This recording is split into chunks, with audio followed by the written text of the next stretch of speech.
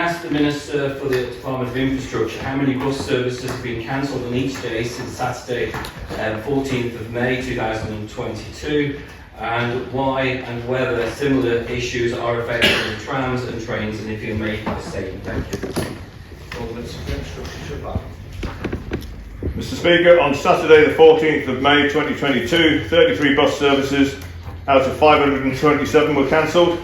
47 out of 318 were cancelled on Sunday the 15th, 15 out of 596 were cancelled on Monday the 16th, 8 out of 591 were either part or totally cancelled on Tuesday the 17th, 7 out of 602 were cancelled on Wednesday the 18th, 7 out of 597 were either part or totally cancelled on the 19th, 8 out of 633 were either part or totally cancelled on Friday the 20th, 21 out of 504 on Saturday 21st, 39 out of 335 on the 22nd, and 5 were either part or totally cancelled on Monday the 23rd.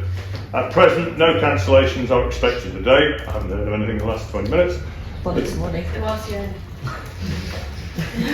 The department runs over 600 individual services. However, cancellations can occur where there are no drivers to drive their allocated duty. A duty can consist of several different routes, and several different duties can be split down to allow other staff members to pick up the services at risk. The cancellation of services is communicated via social media at the earliest opportunity, whilst coverage is ongoing with alternative travel options given where possible. Similar issues are not currently affecting the trams or the train, Mr. Speaker. Thank you, Mr. Speaker. Just a rough calculation I made by about 130 routes for services that have been cancelled. I know the Minister was on the Max Radio the other day saying that he hoped that this would be resolved. To be perfectly honest, Mr. Speaker, if I want hope, I'll go to church. What I need from the Minister today is reassurance that we're not going to have thousands of visitors starting to descend on this island come this weekend and suddenly find that we've got a major issue of trying to move visitors around this island during the TT period. Can I have reassurance of the Ministers that this will be dealt with, and hopefully we'll have a full bus service for the full 2 weeks during TT? Mr. Speaker, as I've just said, we can only provide what services we can with the drivers that we have at any one time. We will absolutely try to provide the services that we have done out there. But I've just said in my last question, there will be the TT schedule which will come out shortly. And we will only put that out with the drivers that we think can deliver that service for us. And we will use as many drivers as we have at our disposal, Mr. Speaker. Question, Mr. Waterhouse. Thank you, Mr. Speaker. My concern is the rate of increase in terms of the number of cancellations. I asked a similar question a couple of weeks ago, and there were 77 cancellations. We're now well over 100. That is a real concern. Hopefully the new timetable will help deal with that pressure. But the other concern is a lot of people who use the buses haven't got access to social media. So when a cancellation takes place, would it be possible to send a press release perhaps to the local radio station so they can put it out? I know one is particularly good at this, but it has annoyed several, should I say, older people who've contacted me recently about being left at the bus stop for quite a while. Thank you, Mr. Speaker. Thank you, Mr. Speaker. The department does endeavour, yes, it puts everything out on social media as soon as possible to let people know, but we do also send those press releases out to the media, to all the radio stations, and try and let people know as soon as possible that way as well. Question, Mr. Johnson. Thank you, Mr. Speaker. Is the Minister aware of disruption to the Village Connect service with treatment services not being honoured and a general lack of communication, with phones not being answered and messages not responded to? I'm aware of a student having to get a neighbour to give them a last minute lift for their GCSE because their pre-booked bus was put back and back until it was too late. Would the Minister agree that this service needs much improvement and could you look into it?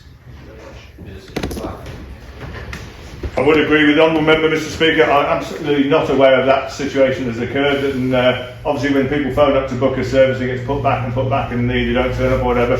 That's not what the service is about, so I'm happy to look into that and talk to the Honourable Member afterwards and get more details and find out why and where that went wrong exactly. Thank you. Next supplementary question, Mr. Minister. Thank you, Mr. Speaker. Back in 2019, we welcomed 46,000 visitors to the Isle of TT. 14,747 of these travelled by air.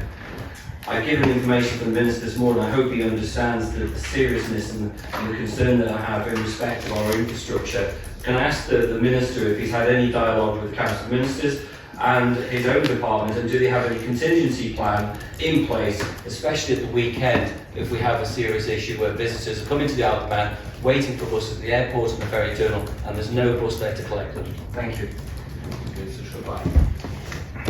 Mr. Speaker, the contingency plan is if we haven't got the staff, obviously we can't drive the buses, but I will say that officers and the office staff down at Bus Landing, down at Bank Circus, having done a 5-day week, will also come out and drive, having done their week's duties in the office, and they will make themselves available. That said, the bus drivers also, if they are fit and able, a lot of the drivers also will turn out, irrespective that they've got families and things. They know when it's crunch time, if they can, they will turn out to make this work, especially over TT. And I'm really hoping that's the case again this year. We have seen high levels of sickness and other issues recently, but as I said earlier in the week with Manx Radio on an interview, and I say it today, I hope that those sickness levels drop and we'll see nearly a full contingent. I don't expect everybody to be back with some of the injuries and sicknesses they've got, but we will do our very best that we can to provide the best service over the TT fortnight. Thank you, Mr. Speaker. I'd say to the Minister, it seems to me from his figures that there are more cancellations at the weekends, significantly. And is it a matter that the bus drivers are declining to do overtime as well as sickness levels, or do we simply not have enough? It's almost to me like there's a work to rule and they're just not turning out for the additional duties. And has he delved at all into why that would be? Thank you, Mr. Speaker. Thank you, Mr. Speaker. We do have staff shortages, vacant jobs. I think that's running at 9 or 10 and has done for a few weeks at the moment. We also have that sickness level, and we also have that, as I've said before, the staff are tired at the moment. They've been covering for COVID with people who've been off for COVID, and they are, absolutely tired. And it is their right at the moment to work to their contracts. And at the moment, if they don't want to work, some of them don't have to work, and they're finding that we'd rather have that time at home with their families. I am working with the staff and with the office staff at Circus Bank to try and resolve that and get as many drivers back as possible and have them available, not just for TT, but to get the service back to an acceptable standard. If we can't get that, we'll have to cut the services to make sure that we can put on what we're putting on. We've got drivers for.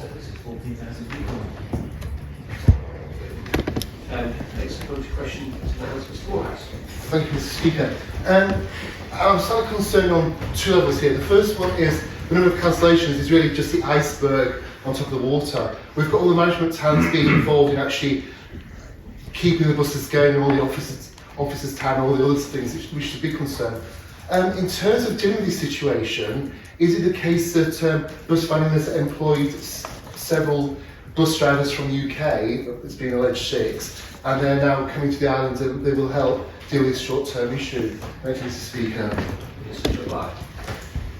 Mr. Speaker, I'm not sure what the situation is with regards to drivers from the UK. It has been mentioned, but I'm not aware that there actually any have been brought in to help out. And at the end of the day, if drivers have come across from the UK to drive and they've got the qualifications and they're allowed to drive, then if that's the way we have to fill those positions, then as with any other job or across government or in the private industry. But I'm not aware that we've had any UK drivers brought in at the moment.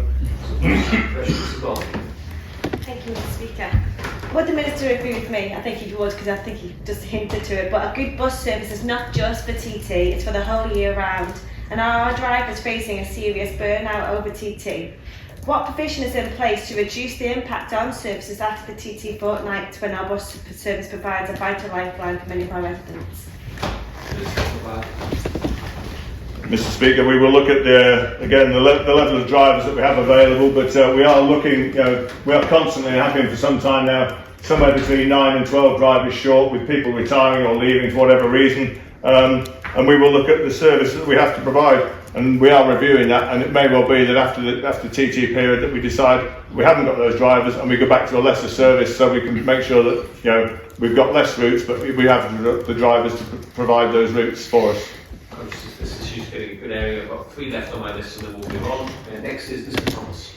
Thank you, Mr. Speaker. Can the Minister confirm that he's satisfied personally as Minister that the sickness levels are higher than normal and that more people are retiring and leaving normal, as you suggested? Secondly, can the Minister advise whether there's any possibility that the variation of the working agreements, for instance, putting in place 2 working agreements outside of collective bargaining, might be having an impact on this availability of drivers? And can the Minister also confirm that you can't be expected to work beyond your duties? You can't be expected to have additional duties, and is that part of the issue? And thirdly, can the Minister confirm that drivers from the UK who are certified professionally competent as professional drivers could just come to the Isle of Man to work? Of course, Isle of Man drivers couldn't because we don't have CPC training. Thank you, Mr. Speaker. Confirm the levels of sickness. They are and have been fairly level for the last few weeks, I would think, but it is high. It's down to various reasons, from stress to injuries and all sorts of things, but it is high, but we can do nothing about that. The expectation of drivers under their agreements whether to do overtime or not, that's up to them. It's a choice for everybody who works whether they want to do overtime or not. And if they're feeling tired or burnt out, or they've got family things on, or they go on holiday, they're entitled to do that. But at the end of the day, we will provide, as I keep saying, the service that we've got with the drivers that we have. With a variation of agreement, I'm not sure exactly where the member was going with that, but we do have 3 sets of terms and conditions amongst the drivers at the moment, which we are working with and have to work with at the moment until we can, I suppose, get everybody on the same T's and C's, or learn to work with that, which we have been doing in the past. And with regards to UK drivers, I'm not sure what the situation is with regards to the UK drivers at the moment. Thank you, Mr. Speaker. One of the things is that in his review, one of the things that absolutely must be looked at here is whether a government department should be tendering against private companies for things that are outside of core services that we should be providing. And actually the focus needs to be on those core services that certainly are all year round. And it's not tendering for the Manx Youth Orchestra to be transported on a Saturday as additional services. There are private companies to do that, and it's not the place of government departments to be working against private industry. Mr. Speaker, I have said that in another place in an interview, and I'm happy to say that again this morning. Our service, our job is to provide the core service to the public here on the island. If, as an add-on, we are asked to do something which nobody else can do, like I've said, tours get to do the cruise lines first, and we get the bits that are left over that they can't or won't do. And I take on board with regards to Manx Youth Service and other services that we're doing now. And I said, and I gave my response to the Managing Director of Tours yesterday, and said we will work on those situations, on those contracts over the next year or so with them. Final support in the hands of the original question, Mr. Callister. Thank you, Mr. Speaker. I do thank the Minister for all his answers this morning. It is a difficult situation, but I am seriously concerned when he says they could potentially be cutting further services, especially when we're about to welcome beyond 35,000 visitors to our island. Therefore, can I ask the Minister, can he seriously look at this, the whole situation of the bus the bus timetable for the next 3 weeks, in order to ensure that our visitors to our island have a successful bus timetable that they can use, especially during the TT period? Thank you. Mr. Speaker, like I've said before, and I'm happy to say again, the bus timetabling for the next 3 weeks and beyond for everybody is being looked at and will be looked at as and when is deemed necessary to provide the best service for locals and visitors